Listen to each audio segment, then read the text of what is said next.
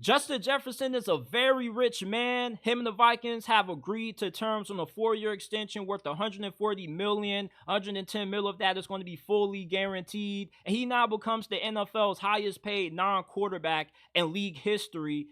Now, how is this going to impact the rest of the wide receiver market? Well, Ceedee Lamb, he's looking to get paid also, and he wants to get paid more than Justin Jefferson. And regardless of if you feel like Ceedee Lamb deserves to get paid more than Jay Jettas, you got to understand how the market works. If you're around the same tier as a guy like Justin Jefferson, then you're going to be able to demand to get more than him because all these guys are trying to outdo each other. All right.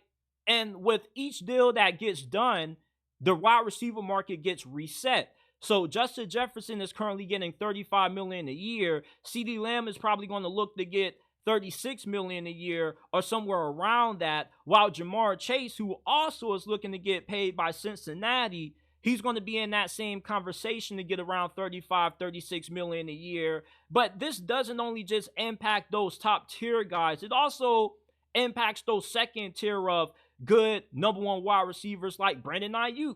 Him and the 49ers are still trying to get a new deal done.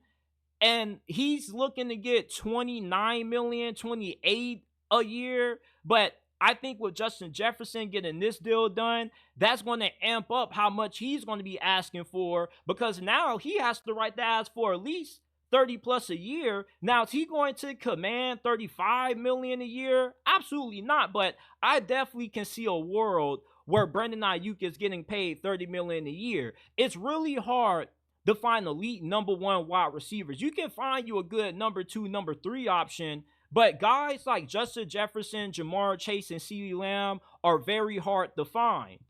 And the thing that's so ironic about this is how Jamarr Chase and Ceedee Lamb, they both are in line to get paid just as much as Justin Jefferson, and they're represented by the same agency. Isn't that crazy? And Ceedee Lamb is coming off a career year. He had 1,700 yards, 135 catches for 12 touchdowns. Even if you don't believe that Ceedee Lamb deserves to get paid more than Jay Jettas because he isn't better than him, with the way the market is set up, all these guys are going to end up topping each other. So we could see Ceedee Lamb get 36 and maybe Jamarr Chase get 37 a year. It's ridiculous to pay that much for a wide receiver, but that's just the way these wide receivers are now starting to be valued, because a decade ago, wide receivers weren't viewed as highly as what they are now, because it's a way different league in 2024 as compared to 2014. You see, it's a passing league for a reason. These quarterbacks are getting astronomical contracts, and you can only expect the same to happen with these wide receivers. The market for QBs and wide receivers are heavily inflated because the NFL has now become more pass-centric. It's more easier to throw the football than it's ever been, with the fact that these cornerbacks pretty much can't touch these wide receivers at all, and you can't hit the quarterback pretty much. So it makes it more easier to throw the football. So, of course, guys like Jamarr and Ceedee Lamb are going to be able to benefit from this. And you are going to have to pay Ceedee Lamb and Jamarr Chase their asking price. If you're Cincy, you may look at Jamarr and be like, yeah, fool, you're good, but you're not Jay Jettas.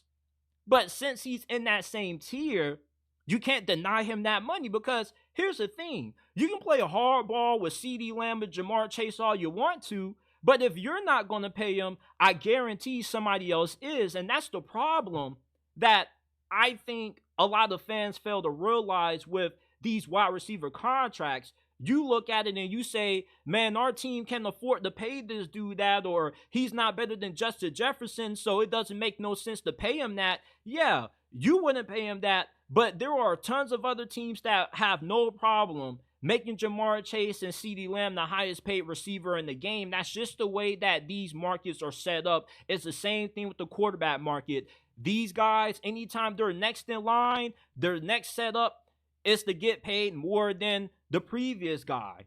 Justin Jefferson just reset the wide receiver market in a major way. And there's been tons of guys who've gotten new deals. You had Amon-Ra St. Brown, who's getting paid 30 mil a year. You got AJ Brown, who before Justin Jefferson, he was the highest paid receiver at 32 million. And Tyreek Hill, years ago when he first got traded to Miami, he agreed to a 30 million a year's contract.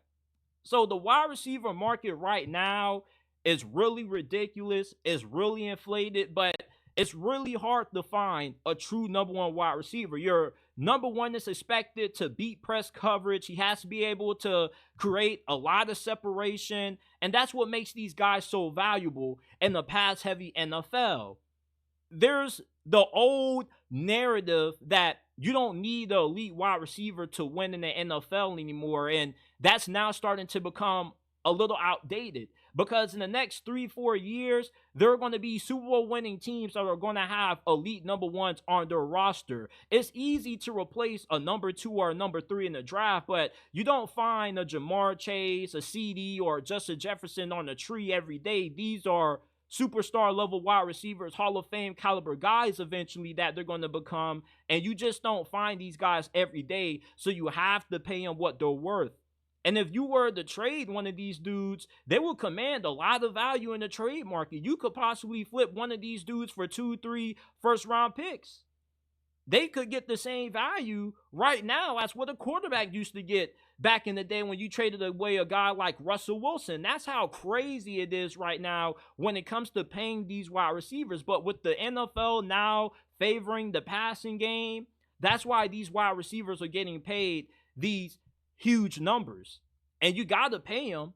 And with Cincinnati, you're in a tough spot because you're going to have to pay Jamarr Chase, but T. Higgins is going to have to get his walking papers right now, and he's really upset. He still hasn't signed his franchise tag yet, and that's around like 20-something million a year, and he's not happy with that. He wants to get 25, 28 million a year, and he definitely is worth that money, but this also is going to make guys like Brandon Ayuk get paid a little bit more also. So with the way the wide receiver market is going, we're only a few years away from guys getting paid $40 million a year. I wonder who that's going to become.